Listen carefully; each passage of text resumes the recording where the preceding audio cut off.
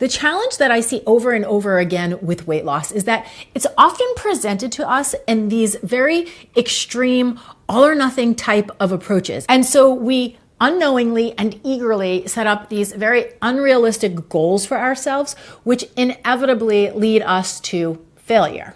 Hello, my friends, it's Danny, and today we are out of the kitchen, sitting at the table, chatting about one of my favorite topics, which is weight loss and how to approach weight loss in a kind, sane, sustainable way. Weight loss is a very large conversation in the world we live in today, and for good reason. Most people really want to feel their best. They want to feel really good. And for some people, that does include losing some weight. But the challenge that I see over and over again with weight loss is that it's often presented to us in these very extreme, all or nothing type of approaches. And so we unknowingly and eagerly set up these very unrealistic goals for ourselves, which inevitably lead us to failure. Trying to do too much too fast, it never works. And then what happens is you feel like you're constantly failing, which creates this negative momentum, and it also creates a very unhealthy relationship with food,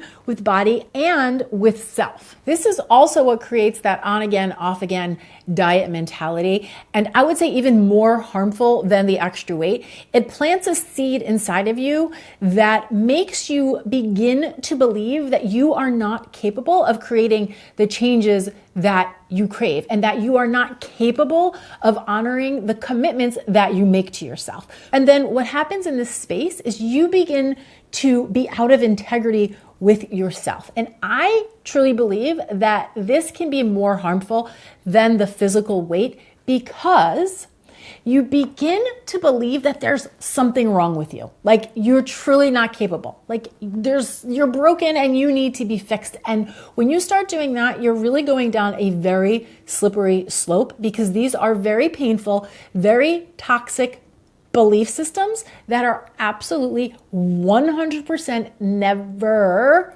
true. But what is true is that humans, you and I, we need a little bit of time, space, and grace to adapt to new habits and behaviors. Change requires time, patience, and trial and error. It requires a little bit of curiosity, willingness, and as I said before, a little bit of grace. You are 100% capable of doing all of the things, but we are not so capable of doing all of the things at the same time. We can't do it all at once. So how do you take a step back so that you can approach your weight loss goals or your health goals or your life goals in a kind, sane, sustainable way? That's what I want to chat about today. You want to do this in a way that builds positive momentum, because that's really how we create long-term sustainable change. And I am going to warn you, everything we're going to chat about in this video today, these are the fundamentals, and you've probably heard them all before, and your brain is going to want to tell you that this is so simple, it's so silly, and it's really not that important. But remember that simple does not always equate to easy. And if you're not already taking these core fundamentals and working them into your daily life on a consistent basis, then I really want to encourage you to just start right here. Get the base fundamentals down, let that be your baseline, and then you can always add on from there. You can tweak things from there, but start with the basics and don't overlook them just because they seem so simple. Okay, so let's jump in.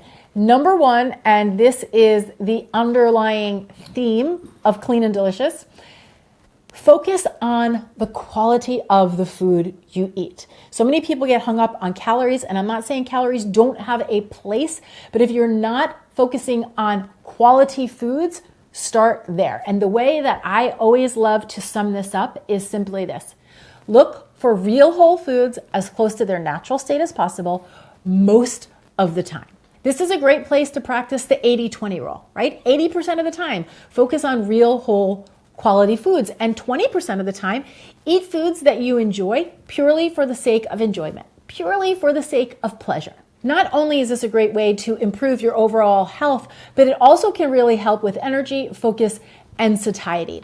Because here is the deal. When you are eating a lot of low quality, highly processed foods, This can very easily turn into overeating for several different reasons. The top one that comes to mind is that while you can be getting enough calories in your diet, if you're eating calorically dense, nutritionally void foods, and not getting the vitamins and the minerals and all of the good things through your food, your body is still going to be hungry, because your body is not just looking for taste and flavor and crunch and all of those things. Your body is looking for nutrients. It's looking to be nourished. So if you're eating a lot of low quality, highly processed foods, while you may be getting enough caloric density, you're not getting enough nutrient density, which will translate in the body as hungry. You will want more food even if you're not hungry. Another challenge with highly processed, low quality foods is it can really skew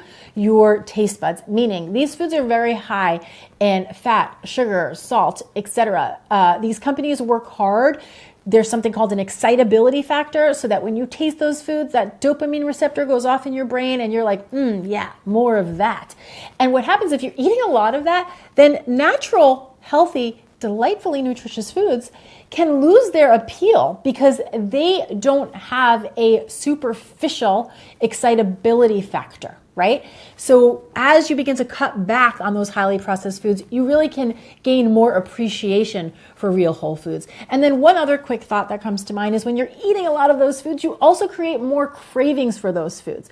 Because again, the brain, when you have that dopamine release in your brain thinks it's very important. It's like, let's do that again. And that's another reason why you can develop strong cravings for these types of foods. Just think to yourself, how often when you're eating some fish and vegetables or some chicken and brown rice, do you feel like you just can't stop yourself and you just want to keep eating and eating and eating after you're not really hungry anymore? It doesn't usually happen, but this can easily happen when you're eating ice cream or Doritos or Oreos or whatever processed food lights you up and turns you on. So if you're not already prioritizing real whole quality foods, this is a really powerful place to start. I want you to remember that food is not our enemy. Food is our friend. We need food to survive. We need it to thrive. And so you really want to embrace your relationship with food, allow it to nourish you, and choose foods that have the ability to do that for you.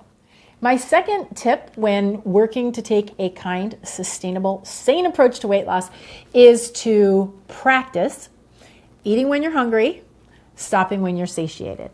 Now, that is very simple in theory, but it takes a lot of work. And I think if you reflect back on your own personal eating history, you probably know that oftentimes it's the desire to eat when we're not physically hungry can be the biggest challenge for a lot of us, or stopping when we've had enough.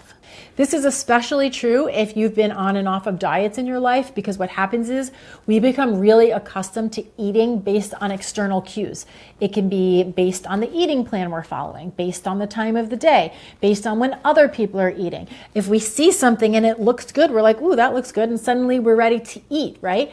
But all of that desire to eat is coming from our head. It's coming from a thought, I should eat now. It's 1 o'clock, etc. And what I want you to practice doing is dropping down into your body and connecting to and feeling your natural hunger signals. Am I actually physiologically hungry? And then if you are, once you're eating, have I had enough, right? Not getting full or overstuffed, just eating to a place of energy and satiety. And this alone could be practice enough. If that is something that you feel you're not doing on a consistent basis, I would say stop looking at the food, stop trying to micromanage everything that's on your plate, and start practicing connecting to and honoring your natural hunger signals. Number 3, and this comes right off of the heels of number 2, is feel your feelings. So often we turn to food to help us regulate or process or sidestep our emotions, right? You have a desire to eat food, not because you're physiologically hungry, but because it can help you to either numb down or to buffer big emotions that you may be having, or just any type of unpleasant emotion that you may be having. And I think it's important to note, for some people, even positive emotions can be uncomfortable. And so the work here again, has absolutely nothing to do with food and everything to do with learning how to identify, acknowledge, and process your emotions.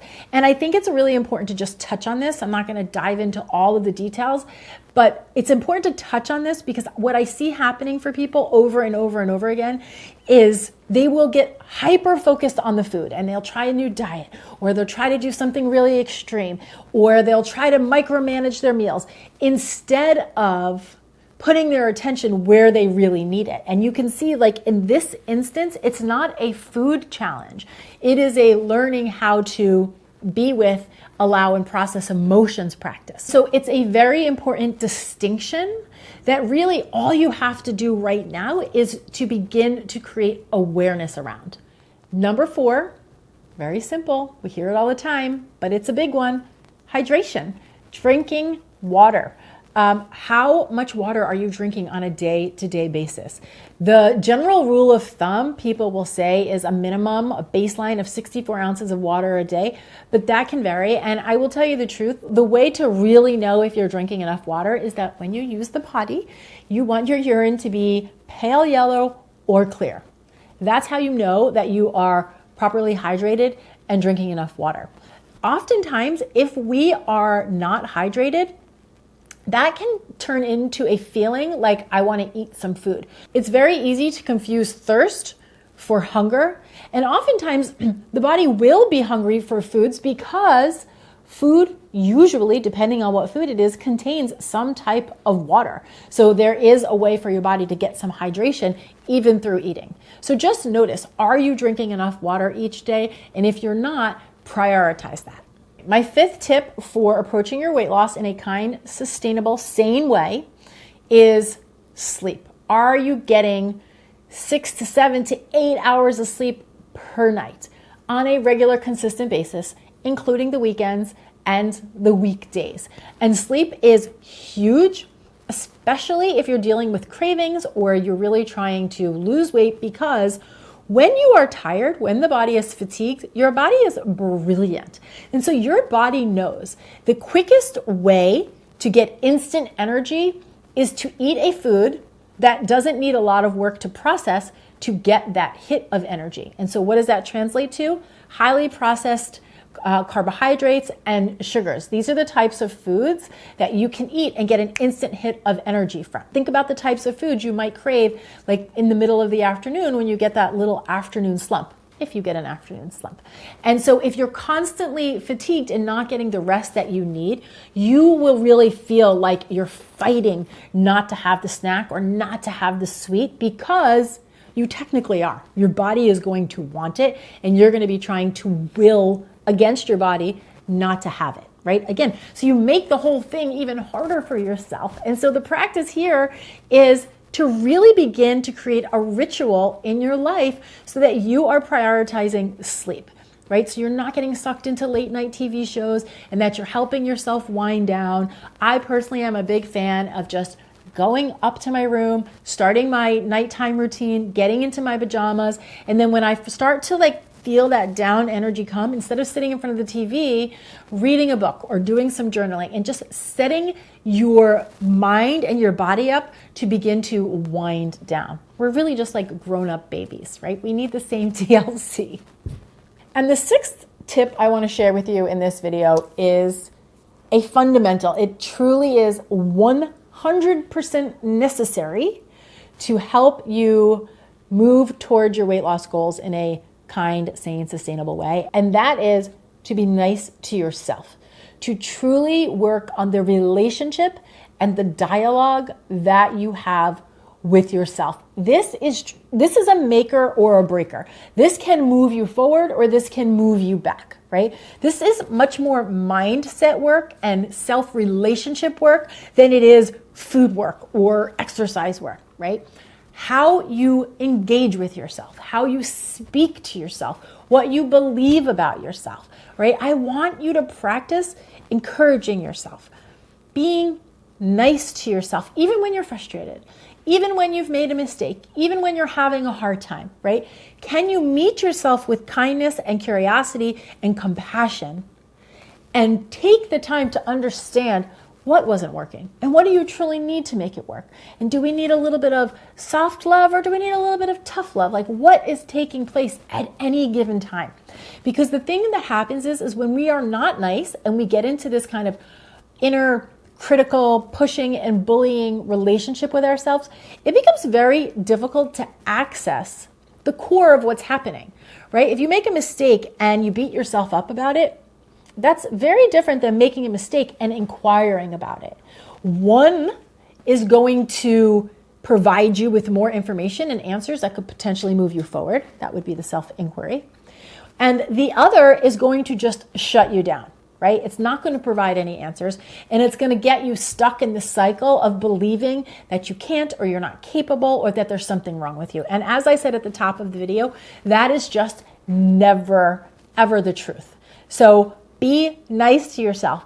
I don't remember what the quote is, but the bottom line is that it's not how many times you fall down, it's how many times you're willing to get back up, right? So I want you to hold your own hand, dust yourself off, take a deep breath, and keep moving it forward, because all of this is a practice. So if you see that these 6 basic fundamentals are not already being implemented in your life on a consistent, regular basis, habits, right? They're just kind of a part of who you are and what you do.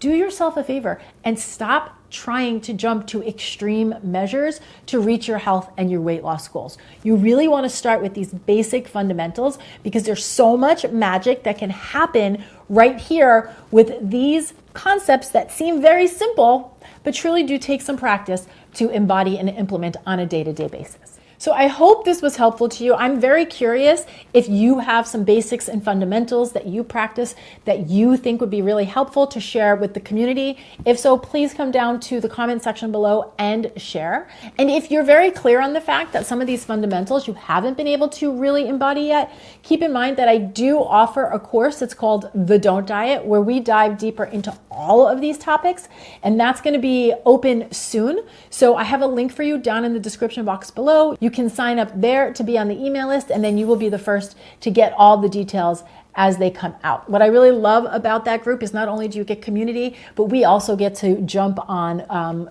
live calls every month where you can ask me your questions, and we can just have a dialogue about whatever obstacles or thoughts are coming up for you on your journey.